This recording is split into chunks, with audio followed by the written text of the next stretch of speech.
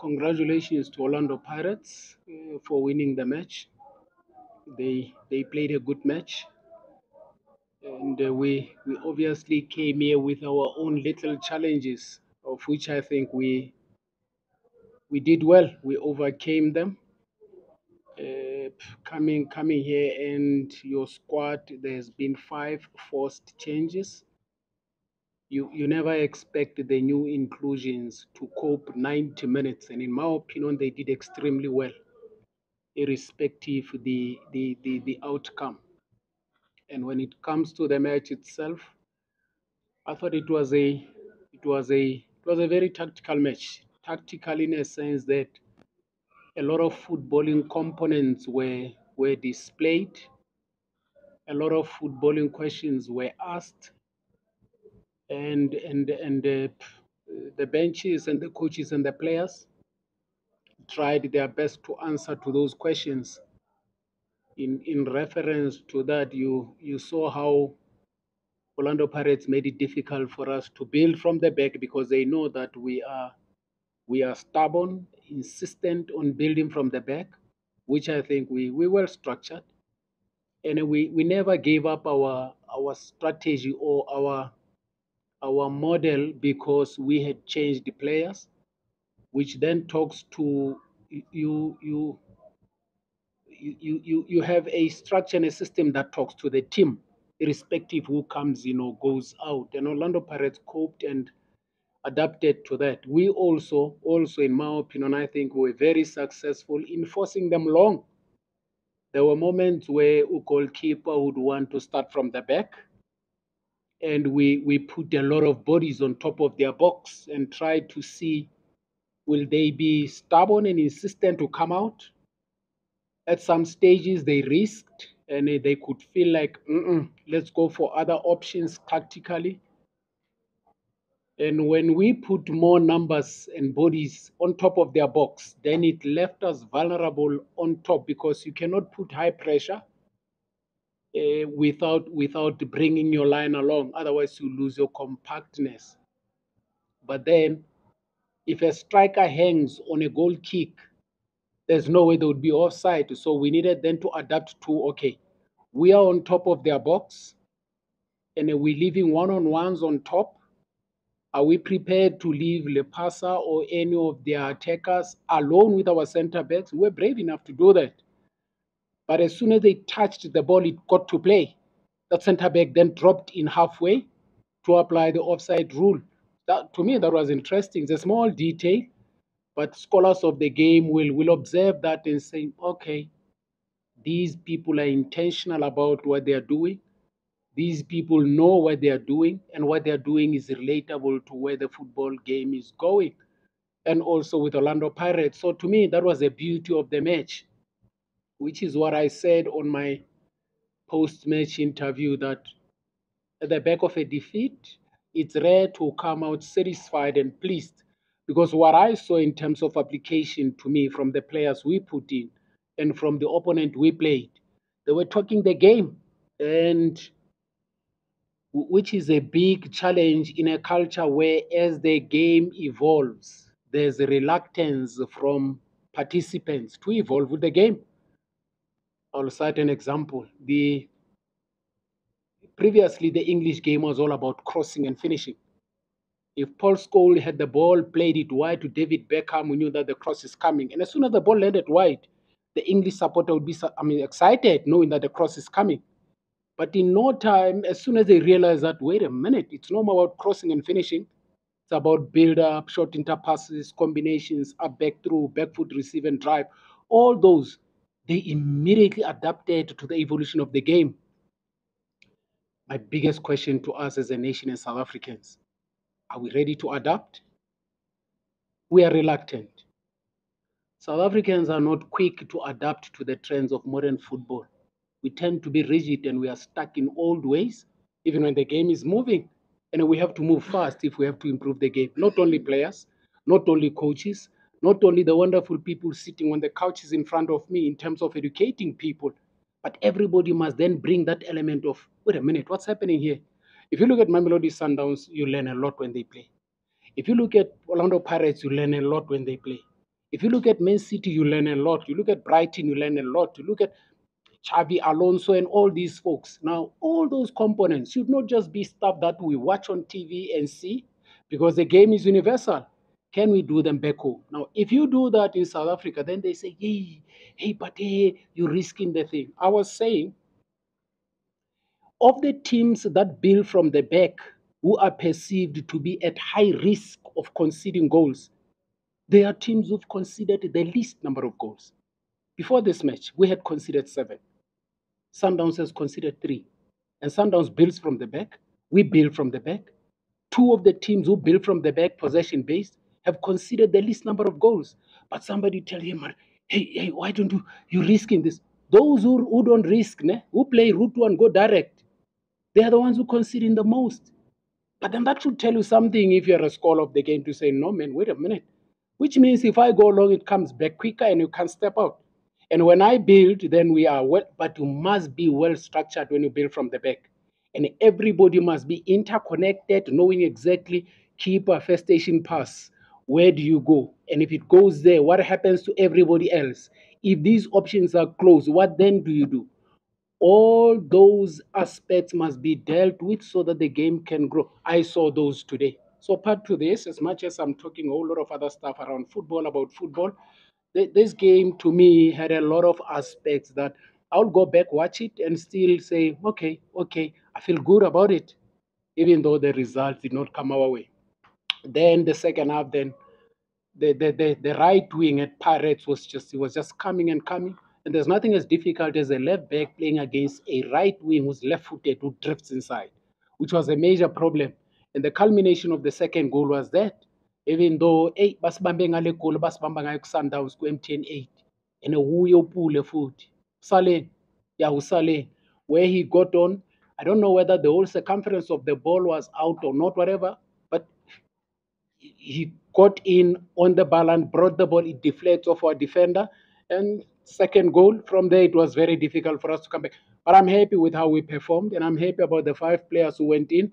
And I'm also very happy that what we keep working on as a team, as a group, we stuck to our guns. We've got 2 rolling mics. Please by a show of hands, identify yourself as well as the media company you represent. Let's start here. Pujola, had luck on the result. I think it's fitting that we continue with how you ended. In the spirit of educating, what then do you say to say, well, it's good, play from the back? Because this is the philosophy that you also adopted. Do you continue with it even when you're perceived as not having the right players to play that particular system? Yeah, players must know how to play from the back. And clearly, you have to improve players. And through positioning, understanding which pass has to follow, knowing when they're under pressure what to do, if they're not under pressure what to do. You try give all these solutions to them. But at the end of the day, it's about them. They are going to take the decisions in a match. And we can't stop that, because we find it to be a sensible way of playing, more especially for African players. If you look at our team, if we play long balls, how many of those balls do you think Abadino Mango can win from Da, from Sibisi, from Koki? It's rare. Uzuma, how many of those balls can he win when we go long? Upachi, how many of those? Okay, KG is very strong in the air. But then, do you have people to pick up second balls and all that? And which is where I'm saying, Velile, you have to play the game and in line with the kind of players you have. And African players by nature are highly technical. Not unless you have a Didier Drogba who you know that you can launch, he holds up. And there are teams that are blessed in the country where they have players who are big, who can hold up play. But there are also teams that you can't play long when you know that you're going to give away possession, because as soon as you play long, you're putting the ball for competition. It's 50-50. Now, between a center back and an attacker who's short, who's going to win that ball? You look at what Usipo did here. Every time Pirates came long, Usipo Sibia was winning the balls because he's a big boy. And now, if he wins that ball, the midfield must then pick up the second balls. But I'm saying at Moroka Swallows, the composition of your midfield as well. You did not have AJ, you did not have Barra, you did not have Umakuela, and you look at Van Rijn, the one who got in, Ustapezan. I mean, you can't expect this guy to be winning second balls and fighting for the ball. So all that you're saying is that, listen, let's start with the ball at the back because we have technique, we can pass, we can move, and we have speed. The only thing that I think then Morocco Swallows needs to start doing is to find a way to generate speed as soon as they have come out from a build-up, which is what I think Tottenham masters that very well. The change of tempo as they get into the midfield and going on a counter-attack. You create this counter-attack, and it's very, you'll find me very stupid to say you want to play on a counter whilst you're in possession. There's nothing like that. When you are in possession, you are playing. The only team who's going to play on a counter-attack is the one who regains possession. So then you have to create that artificial counter-attack whilst in possession. How do you do that? As soon as you build, on the sides where there's overloads, you try avoid and get to the other side that is underloaded. And we all know with less numbers, more space, there's a possibility of speed. Then you trigger a counter-attack. So these are all innuendos and things that we work on. We'll work on them. They may not come out this season with us. They may come out after 3 years or 4 years, or they may be then taught by the same players to their own teams as a coach, because teaching and learning does not bring an immediate outcome. Certain things that you apply in your life are not things that you just learned. Instead, are things that you inherited from your educators long time ago. So we depend on that. We don't only coach, we also trying to say to these players, as soon as you finish playing, have enough information that you can become coach as well. Final three questions. Coach, after the first few games, you mentioned you wanted, I think, 10-10-10 from your front three, which was Zuma, Mango, and Asa at the time. I don't think Zuma obviously meaning those numbers. What's going wrong there?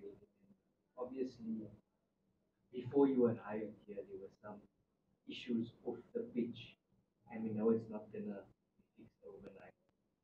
Is it affecting your squad? No, not really. It's man management. And these are things that you deal with everywhere. And I'm definitely sure, I don't want to be controversial, even amongst us here, from your own media houses and everywhere else, even at our own homes where you come from, such things exist. And it would be highly hypocritical of me, coming from a society that has the same aspects, when you experience the same phenomenon within your small, intimate environment, then you are in denial that no, this cannot happen here. Because unfortunately, we're just a microscopic reflection of society.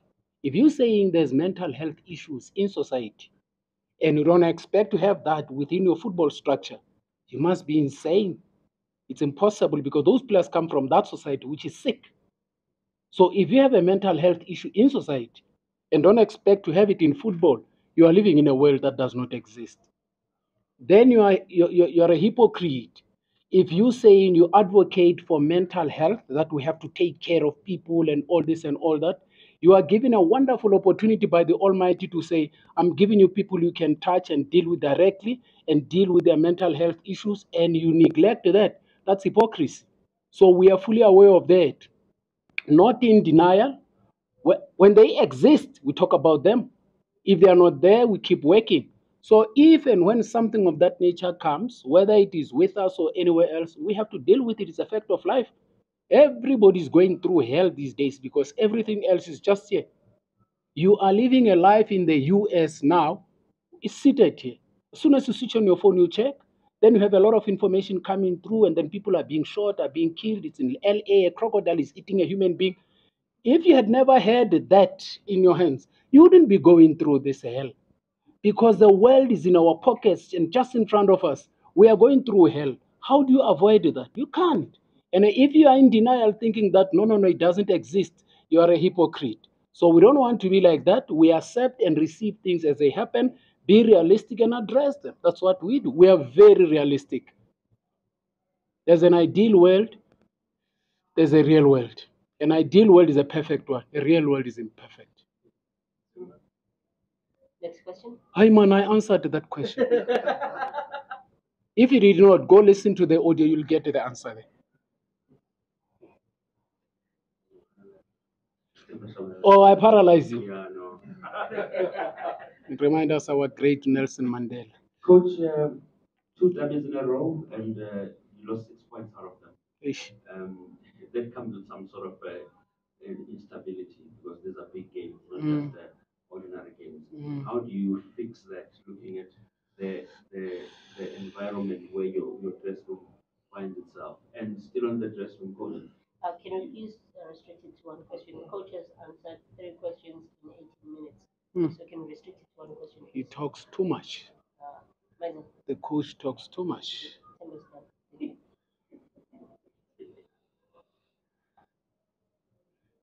Am I asking answering a question? Yeah, you're answering Okay, the what was the question. question, Shaba? 2 derbies. 2 derbies, okay. So he's got only one question.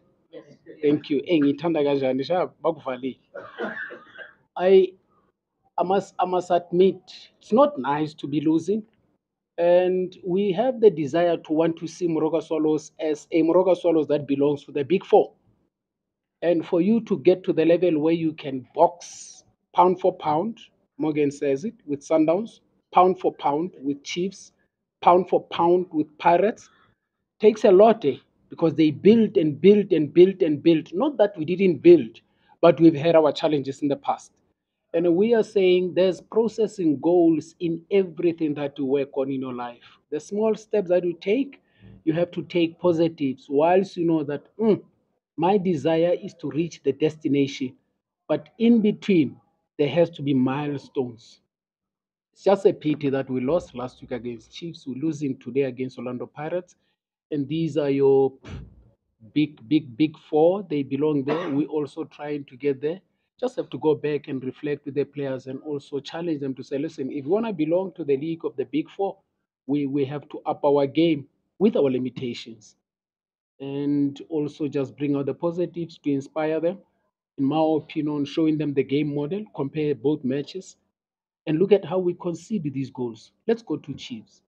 You saw how we conceded Leo Goule. We could have done better. The first goal against Orlando Pirates, we could have done better centrally. And the second goal, we could have done better. So when you look at those, you say, but in fact, all the goals we conceded this year are goals that you say, but how did it come? How did it come? But it happens. So we have to learn fast. If we can manage to deal with that, then you'll win matches. Worst case scenario, you draw them. Final question. Thank you. Coach, Muscat, Yes, Muscat, please. So, just picking up from your, I think, first or second answer. Too many. In terms of your build-up play, Mm. you passed the first line of confrontation. Mm. Your players then decide to go long for the cover. Mm. How do you fix the situation, coach, where even with the young boy, Van Rijn, okay? the passes that they would make, you're too far from each other. Okay. And even when you cross into the box, there's no one, you are still very far. But you could get from the first line of second one. Mhm. But when you get up there, only 2, 3 attackers, but they are very far. And doesn't give you the clear chances. It is the speed of entry in the final third. And I'm sure if we were to share with you clips and videos of the training sessions recently that we've been doing, it is predominantly to that. The creative zone and entering the final third. If we enter the final third wide, the opposite side has to step into the box. We need feet in the box. If we enter central, when we make those combinations, depending on how we want to unlock, then even on the side, we should be ready to receive, to play across and get to the end thereof. But Maskepe, to be honest with you, we can say these things and do them and do them and do them. The match is a different phenomenon. There's a simple instruction we had requested from the players to go to, okay, in our build-up play, we want to overload the midfield so that we can get the Pirates defenders answering the question of how do they deal with the overload in the midfield. And then when we do that, We want to see the reaction of the center backs. Can we stretch them wide enough that they open up the center? We can then have open the gates and move in. Just a request to a player to say, do that. We've been doing it at training. In a match, it's different. So sometimes you cannot falter players for not doing things based on what you had been doing at training, but you understand that these are humans. But the only thing that you depend on is that only practice and training can only perfect that. We'll work on that. The observation is right. Longer passes, higher risk of losing the ball. Shorter passes, they have to be intense and fast. And you can only do that when you have players with a high technical ability. And the beauty of playing close to one another is that as soon as the ball gets lost, you have an opportunity to counter press. So these are all things that we work on as coaches. And I'm going to tell them that you told me that they don't listen. That's not